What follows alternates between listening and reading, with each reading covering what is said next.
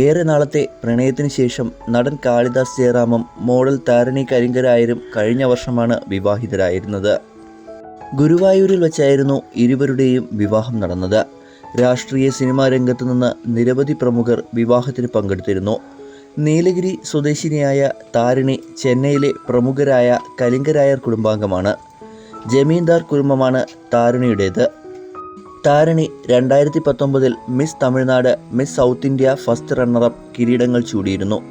2021 miss universe India മത്സരത്തിൽ 3ാം സ്ഥാനവും നേടി.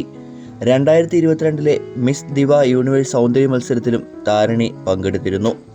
ഇപ്പോൾ ഇതാ തങ്ങളുടെ ഒരു വിശേഷ വാർത്ത പങ്കുവെച്ചെത്തിയിരിക്കുകയാണ് താരിണി. ജയറാം കുടുംബത്തിലേക്ക് മറ്റൊരംഗം കൂടി വരാൻ പോകുകയാണോ എന്ന് വിചാരിക്കേണ്ട. ടി വിത്ത് ടി എന്ന പേരിൽ ഇൻസ്റ്റഗ്രാമിൽ ഒരു ബ്രോഡ്കാസ്റ്റ് ചാനൽ തുടങ്ങിയ വിശേഷമാണ് താരിണി പങ്കുവച്ചത്.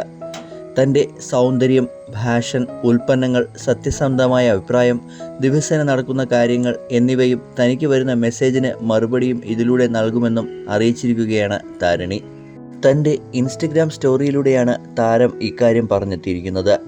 ഇതിനോടകം തന്നെ 2000-ഓളം ആളുകൾ താരിണിയുടെ ബ്രോഡ്കാസ്റ്റ് ചാനൽ ജോയിൻ ചെയ്തിട്ടുമുണ്ട്.